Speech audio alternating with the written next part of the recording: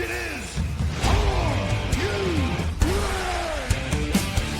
prêt pour le scrum?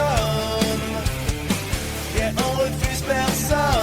Je veux te des questions, TH, es-tu bon cette année? Qui choisit dans mon pool hockey? Suis-nous sur les réseaux. Complète tes questions, ça va être le chaos. Segment le Scrum, Pascal. J'ai sélectionné quelques questions des membres Patreon qui sont encore dans notre banque. Puis pour ceux qui veulent justement contribuer à ce segment-là, vous pouvez toujours passer votre commande à la caisse. Non. Vous pouvez écrire votre commentaire, votre question en commentaire, pardon. Puis on les note toutes, je les ai dans un petit document. Puis quand on fait des segments, ben on répond aux questions des auditeurs. J'en ai sélectionné 3 pour ce segment-là, Pascal. Commençons d'abord par un défenseur qui, tu sais, qu'on n'a pas nécessairement reparlé depuis son année repêchage, qui évolue du côté de la KHL. On parle d'Anton Silayev. C'est Denis Pierre qui demandait, Denis Pierre qui est membre sur notre Patreon de TSLH. Que pensez-vous de la saison d'Anton Silayev? Et Denis Pierre mentionne, je veux bien croire qu'il soit défensif, mais seulement 2 points en 42 matchs. C'est vraiment horrible. J'ai regardé Bogdan Konyushkov là, pour mon classement, dans le fond, des meilleurs espoirs du Canadien. Puis, je l'ai entrevu un peu Silayev. J'ai pas nécessairement regardé attentivement son jeu puis pris des notes non plus. Je prenais mes notes sur Bogdan Konyushkov à la place. Je trouve pas que son jeu est horrible, là, personnellement. Là. Je comprends que la production offensive est peut-être décevante, mais Anton Silayev, je m'attends pas non plus à ce qu'il remplisse la feuille de pointage. D'autant plus que Torpedo n'est pas une équipe qui fait contribuer ses défenseurs nécessairement au niveau de l'offensive. Là, non, exact. Puis, une des affaires qui joue le plus contre lui, c'est qu'ils ont changé de coach. C'est plus Larionov qui est là. Larionov est avec le SKA ou le CSK. Là. Je pense que c'est avec le SKA. Ouais, je pense qu'il est avec le SKA. Puis Anton Silayev, là, 2 ans, il jouait plus de 15 minutes par match. L'année passée, plus de 17 minutes par match. Puis là, il joue moins de 13 minutes par match. Même affaire avec Artamonov. Artamonov, l'année passée, ça allait super bien. Cette année, il commence la saison, produit comme de la merde, joue pas pantoute, est transféré dans une autre équipe qui est vraiment pas bonne, puis ben, il a vraiment pas une bonne saison. Fait que c'est vraiment Larionov qui faisait en sorte que les jeunes jouaient dans cette équipe-là. Puis c'est vraiment problématique pour le développement d'Anton Silayev. Parce que sa saison, c'est le même. Là. Il n'a pas les 2 pieds dans le même patin. C'est quelqu'un qui patine excessivement bien. C'est vraiment un patineur élite. C'est la même chose depuis son année de repêchage. Si vous l'avez écouté dans son année de repêchage, vous vous souvenez absolument de son patin. C'est pour son gabarit, c'est quelque chose de vraiment élite. J'ai jamais vu ça de ma vie à cet âge-là. Puis c'est encore la même affaire. Il couvre un très gros territoire, mais pourquoi il joue pas? Ben, est-ce qu'on peut penser que c'est à cause du contrat et tout, pour mettre de la pression pour qu'il re-signe là?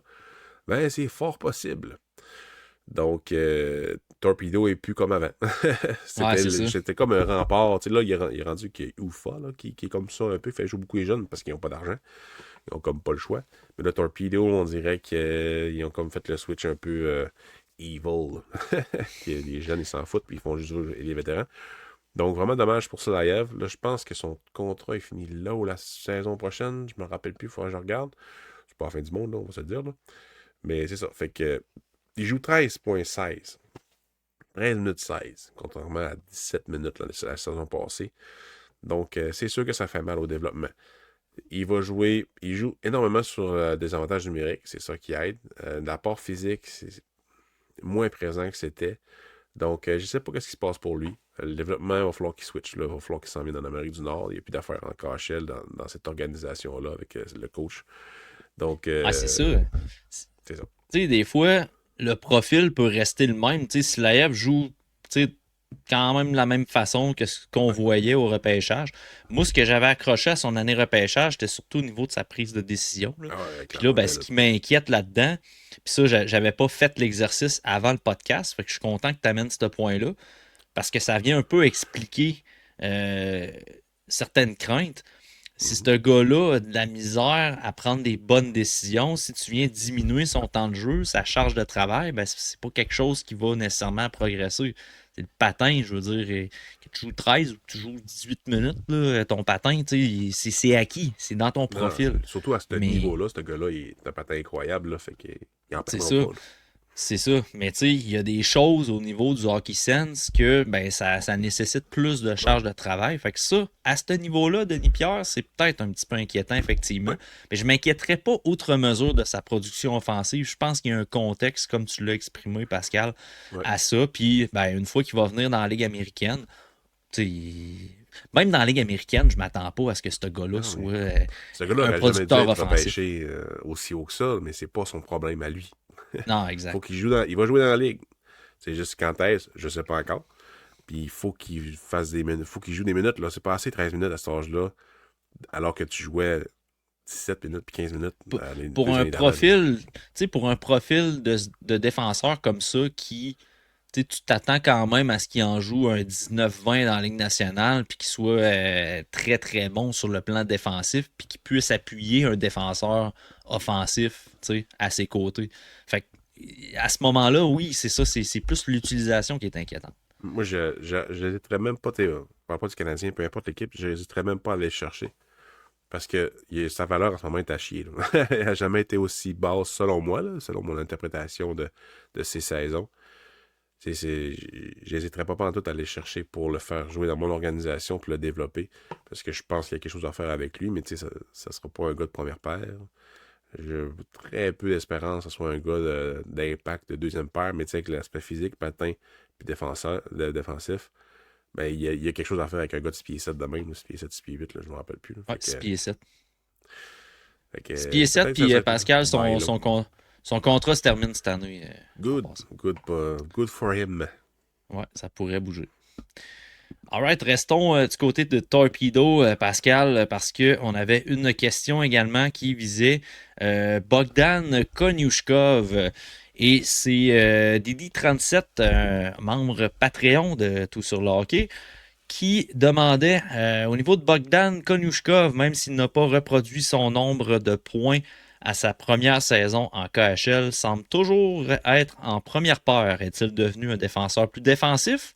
Ou est-ce qu'il joue là par défaut dans son équipe, un peu comme un Victor Mété à l'époque?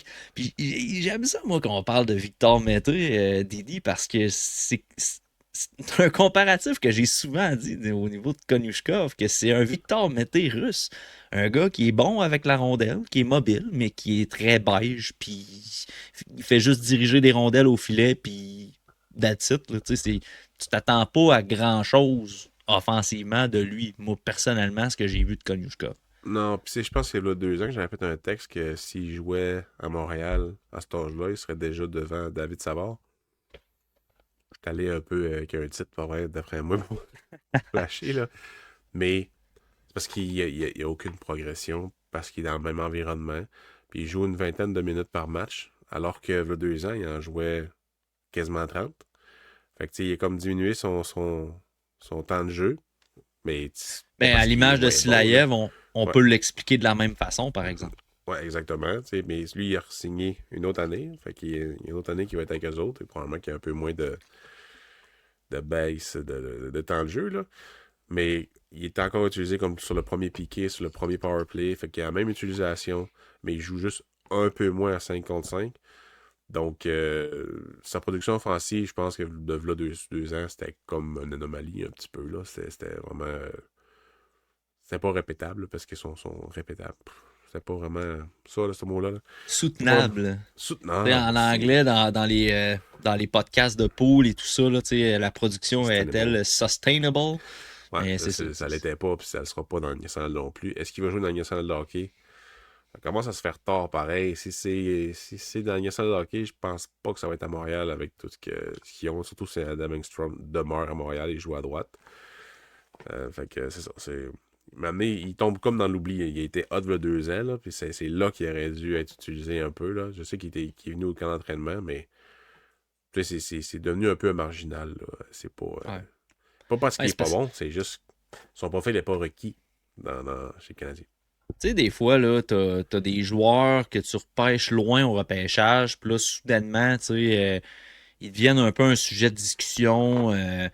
Le Canadien a déniché quelqu'un en troisième ronde, mais pourquoi il a glissé en troisième ronde? Ben, tu sais, des fois, il y a des choses qui peuvent s'expliquer par le potentiel maximal. Ouais, Puis j'ai l'impression que Bogdan Konushkov, il a atteint son plafond juste rapidement.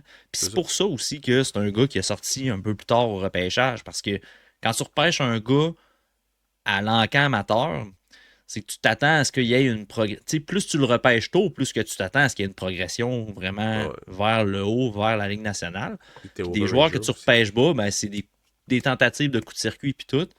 Bogdan Konushkov rentre dans la classe des défenseurs qui avaient probablement approché son plafond dès son année après le repêchage. Mm. Puis depuis ce temps-là, c'est assez. Ouais, C'est une ligne très droite, là, ce qu'on voit là, de lui en Russie. Là. exact. Puis, tu sais, j'aurais bien aimé ça, voir voilà 2 ans, venir en Amérique du Nord, dans la Ligue américaine. Ça aurait été probablement la meilleure affaire pour lui, pour C'est sa carrière dans le c'est- de c'est- hockey. Mais trop c'est tard. rare que les Suisses, Sa les fenêtre Russes est font là. ça. Non, ils peuvent pas faire ça. Tu sais, il y C'est avait un ça. contrat assez solide. Puis il en a signé un en plus. C'est pour briser ton contrat pour venir en Ligue américaine de hockey, c'est vraiment rare, je pense. Tu sais, Non, c'est ça. dernièrement, j'ai pas de souvenir que c'est arrivé ben là. Fait que même affaire avec Zarowski. Je pense pas que ça va arriver pour la Ligue américaine, sauf si l'année prochaine, il veuille dans la Ligue nationale de hockey. Mais très peu de chance, ça, on sait jamais. Ouais. Mais c'est ça. Fait que. Est-ce que le Il a Canadien manqué a sa vraiment fenêtre. besoin? Tu sais, le Canadien a-tu vraiment besoin d'un autre Alexandre Carrier, mais qui à Non. consonance russe, tu sais, je veux dire, Exactement qu'à ça, pour j'aime donner bien une mieux. image, là. J'aimerais bien mieux donner la place à Engstrom à droite ou limite à Runbacker. Mais je pense pas que ça va arriver au début de la saison prochaine, là. Mais c'est que ce gars-là, il y a pas de chaise, là. Il y a zéro chaise. Même comme septième, t'as Trouble, t'as Jacky qui sont là. T'as Carrier, t'as Dobson, t'as Hudson, t'as Gould. Il n'y a pas de place pour BK. Exact. Dernière petite question. Autre question de Denis Pierre. Puis je, je, je me suis pas informé, Pascal. Je veux pas te mettre sur le spot, mais Caden Lindstrom. La Oui. question porte sur lui. Que pensez-vous du début de saison de Caden Lindstrom dans la NCAA? Au moment de poser la question, là, il y avait comme 2 points en 8 matchs. Je vais juste revalider par la suite. Là, il est rendu à combien? Mais est-ce que c'est normal vu qu'il a manqué une saison complète ou il y a des raisons de paniquer dans son cas de développement? Ben, il y a des raisons de paniquer, c'est sûr et certain, là. Ça demeure un gars qui avait beaucoup de talent, mais qui a été ralenti par des blessures. Puis il a manqué beaucoup d'actions. Puis là, dans NCAA, ça va un peu vite pour lui. Ouais, c'est ça. De la misère à. Il n'y a pas l'avantage physique qu'il avait, mettons, dans WHL. Il n'y a pas les coéquipiers élite aussi qu'il avait. Tu sais, Andrew Basha l'aidait pas mal. Tu avais un certain 72 aussi. Là. Fait que. Gavin, Ouais, t'avais Oasis Weisblatt aussi qui ouais, était pas mauvais. Weissblatt, c'est une bonne équipe. Mais tu sais, il avait sa part dans l'équipe. Là. C'est un excellent espoir, ce gars-là. C'est un autre bailo, peut-être. Mais tu sais, c'est comme.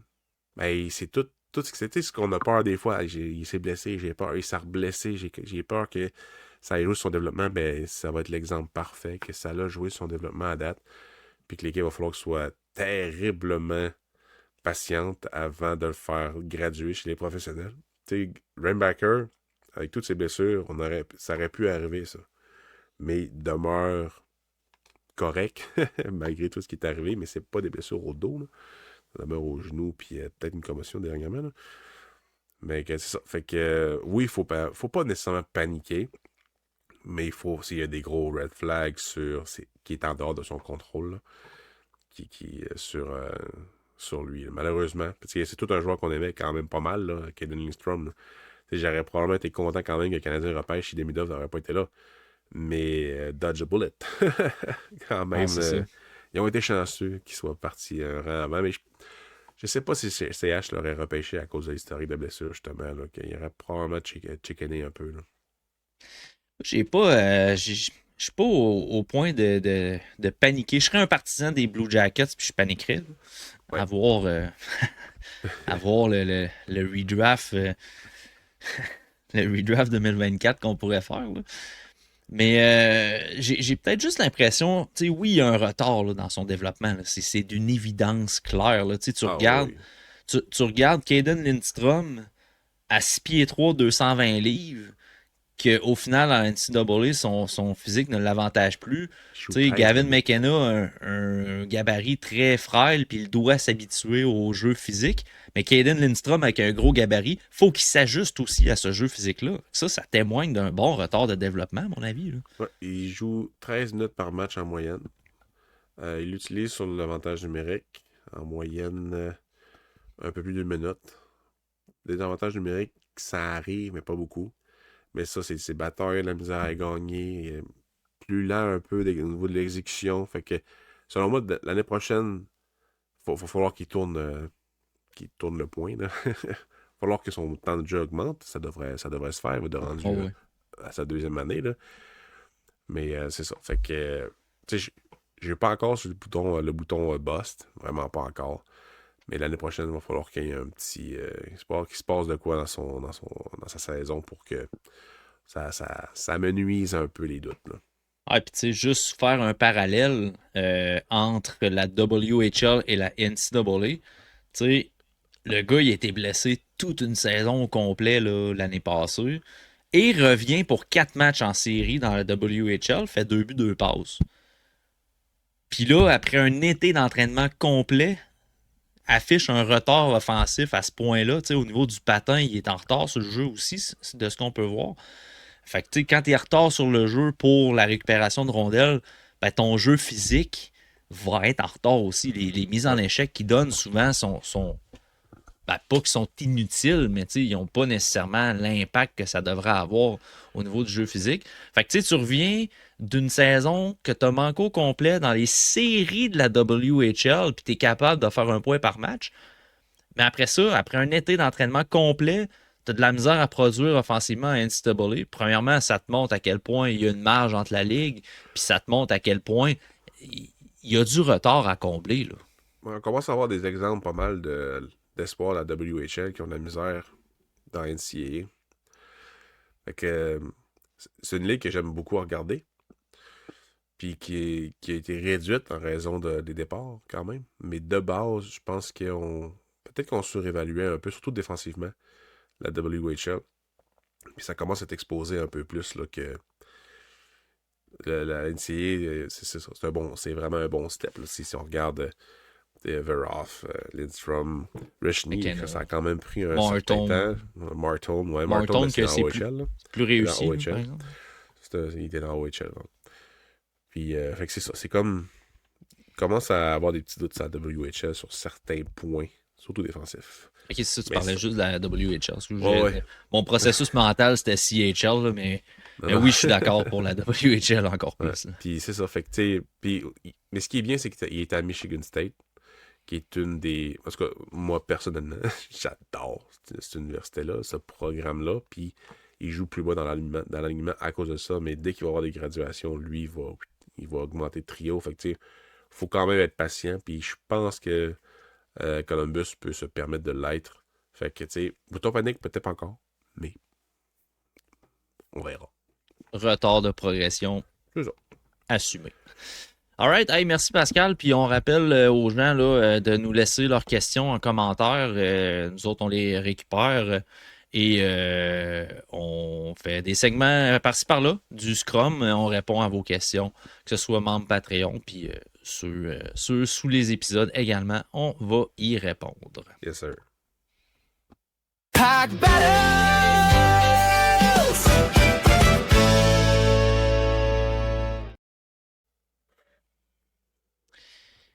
Pascal, je regardais la photo de la transition pour le pack battle.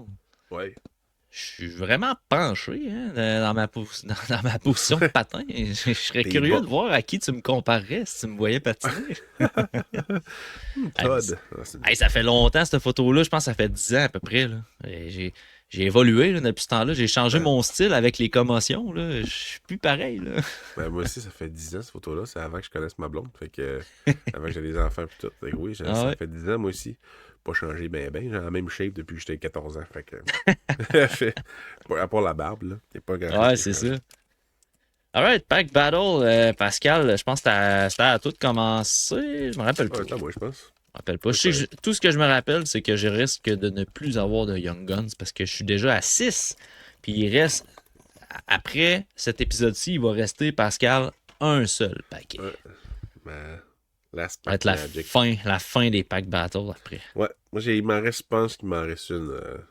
Fait que Zach Wierenski, Nick Jensen, Boldy. Après ça, Nick Schmaltz, mais on va passer en arrière.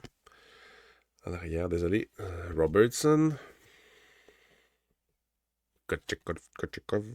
J'ai pas été capable de dire son nom. Venberg. Mark Stone.